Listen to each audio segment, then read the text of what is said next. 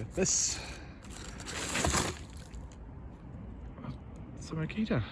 Let's see what's wrong with that then. The button's broken on it, missing, damaged. It's got tape all around it. Let's have a look. Hey there, Boots On here. Bit sniffy, it's really cold outside today, so excuse that if you would. I just pulled this out of a skip. I've shown you that already. I'm not impressed with it. It's a bit, well, it's frozen and the button won't turn on. The guard is all bent, if you can see that. The nut's loose, but I think the head's not. So I don't know if this is just going to be salvaging it for parts or what. I don't know. I guess we'll see.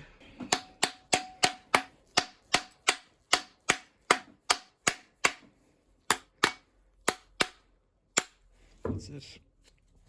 I guess if it was in a roofer's skip, roofers typically cut roofing tiles, and roofing tiles are abrasive. Well, they're not. They're concrete, but the concrete goes in and pretty much wrecks everything, I reckon. I'm gonna turn that around and wiggle it out. So it's off. Let's try and get a spanner on it and just see if it's got any turning in it. Oh, doesn't feel right at all. I've lost the gear in here.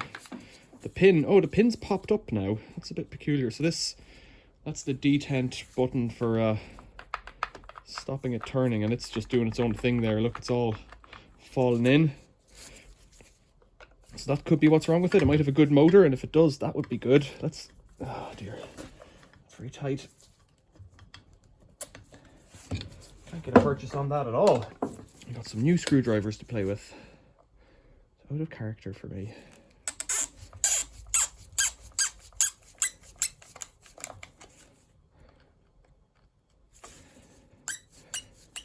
Buying new screwdrivers. Don't know if you can see that. That's my breath in the shed. Okay, it's damp inside, but it looks okay. I suspect there could just be ice in between there and there at the moment.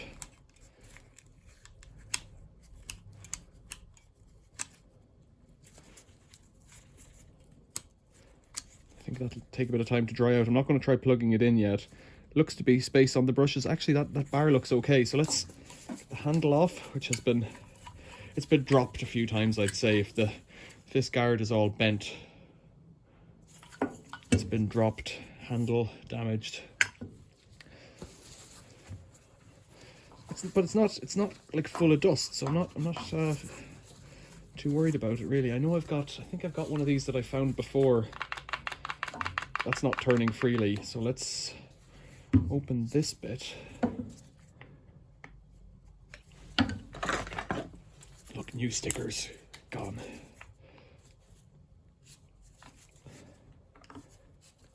Yeah, it's not too bad, I would say.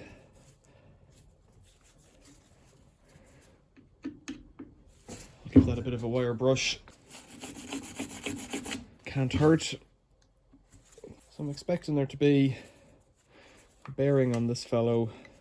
So it should have a ring gear and then a little pinion sticking out. I don't know yet, we'll have a look. But even if it doesn't work, the parts are still here and they're still good, you know? Grease is clean.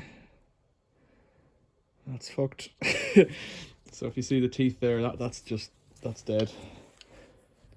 That's dead. So to get this guy out. It looks like the spring has failed. There should be a little spring on that pulling it out, and it looks like it's gone. The grease looks really clean. If this was mine, I would have brought it back as a warranty, but it isn't. So how does this guy look?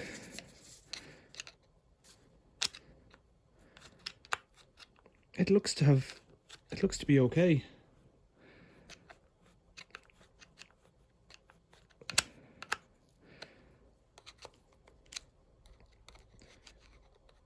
It looks to be okay, you know. It's a shame. Bearings are a little bit free, but I don't think that matters too much in an angle grinder. It's got a wobble washer. Let's take that off and have a look. Anybody who knows me on this channel knows I'm not really a fan of buying parts. But I can look it up and see what it costs. Just leave it as it is there.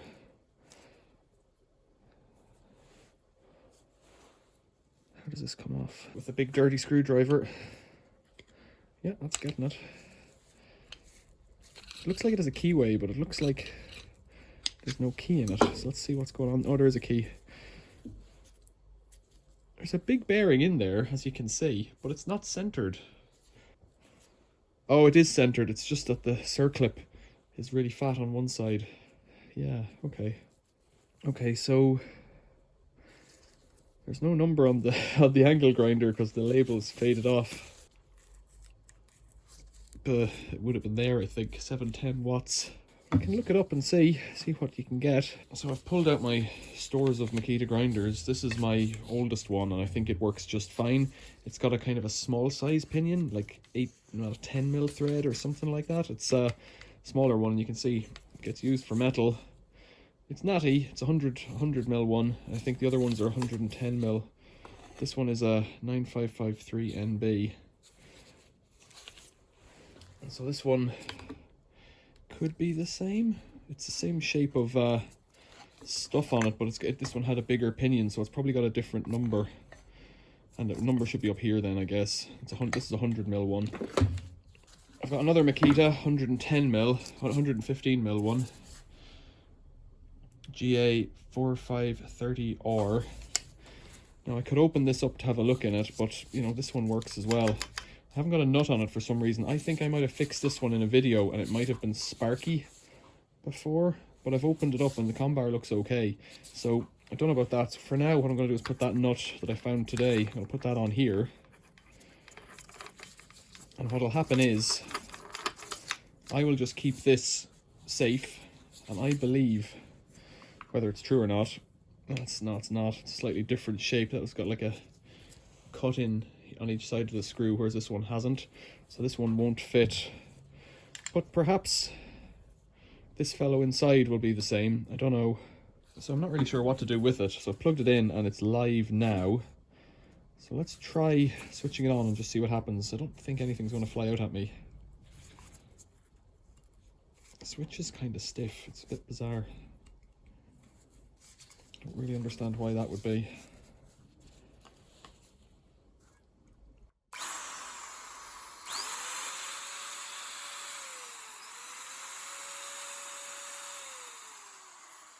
Actually sounds very nice. It might be worth fixing, but I would need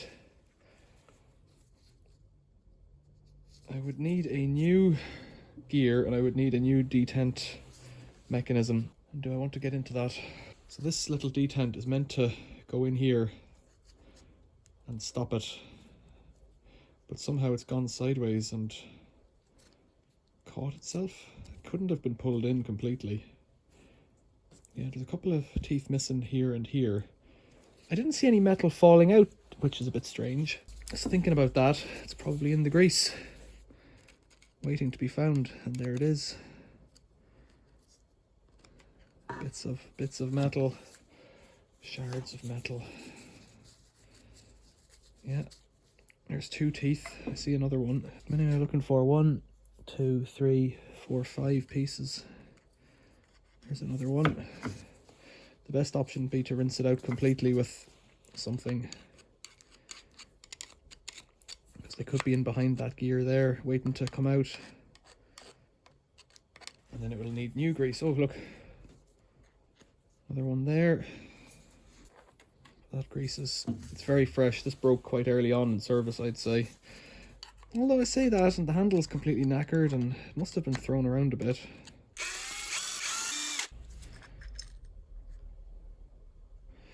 Makes more sense to take it off that way. You can do a better look at it. Clean that separately. So let's have a look at this little, what do you call it, helix? It does appear to be okay. Good news. What I thought was that bearing in the other head was a bit bad looking. I think you can investigate further if you put a screwdriver in there and pop it apart. Let's see. But that's going to take the armature out, is it? Yeah, I don't really want to go any further.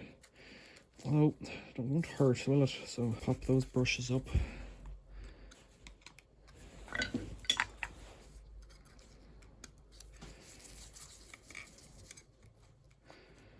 this little motor is pretty good, it seems to me. Just pulling them aside so that they don't get caught. That's as clean as a whistle. Look at that. That's pretty good. There's some dirt's gone in there, so just give it a wipe. I think I'm going to leave this by the range for a few days to dry out in case there's any moisture gone into it. Keep it as a spare. One of the fun for me is just taking stuff apart and knowing that it could be fixed. I don't have to fix it. That all looks pretty good. The fact that it came on so smooth and all suggests that it's just fine. I guess you could take off the nut, slide that off and pull it out and all, but it's fine. So I'll let that dry out. It doesn't really look wet inside. I'll leave it, I'll put it back together and leave it. I think it only goes one way. There's a little ridge on it, so let's see. Something appears to be bent or something. Let's see the way it's not sitting down straight. No, it just has flex in it, I think.